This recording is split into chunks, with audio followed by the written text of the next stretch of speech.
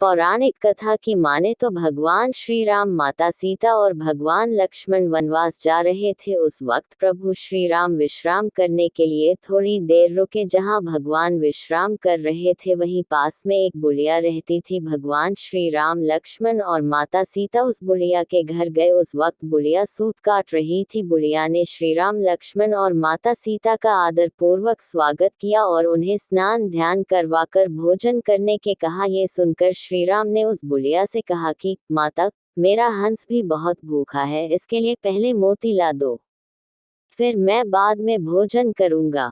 ये सुनकर बुढ़िया बहुत परेशान हो गई, लेकिन बुढ़िया अपने घर आए मेहमानों का निरादर नहीं करना चाहती थी। इसी वजह से वे दौड़ते दौड़ते अपने नगर के राजा के पास गई और उससे उधार में मोती देने को कहा। बुढ़िया की हैसियत राजा को मोती लौट आने की नहीं थी, लेकिन फिर भी बुढ़िया पर तरस खाकर राजा ने उसे मोती दे दी। बुढ़िया दौड़ते हुए उस मोती को लाकर भगवान श्री राम के हंस को खिला दिया।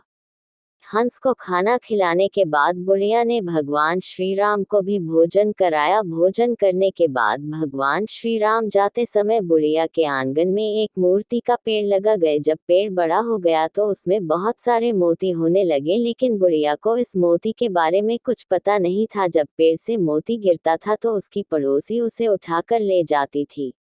एक दिन जब बुढ़िया उस पेड़ के नीचे बैठकर सूत काट रही थी तो पेड़ से एक मोती गिरा। बुढ़िया ने मोती के गिरते ही उसे उठा लिया और उसे राजा के पास ले गई। बुढ़िया के पास इतने सारे मोती देखकर राजा को बड़ी हैरानी हुई। राजा ने बुढ़िया से पूछा कि तुम्हारे पास इतने मोती कहाँ से आए। तब बुढ़िया ने अपने राजा को बताया कि उसके आंगन में एक मोती का पेड़ है।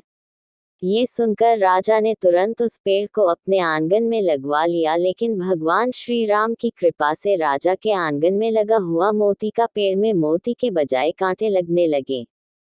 एक दिन उसी पेड़ का एक कांटा रानी के पैर में चुभ गया। रानी के पैर में कांटा चुभने के बाद उन्हें बहुत पीड़ा हुई। वो चिल्लाते चिल्लाते राजा के पास गई। ये देखकर राजा ने उस पेड़ को फिर से बुढ़िया के आंगन में लगवा दिया। प्रभु श्री राम की कृपा से पेड़ में फिर से मोती लगने लगे। अब जब पेड़ से मोती गिरता बुढ़िया उसे उठाकर प्रभु के प्रसाद के रूप में सभी को बांट देती थी।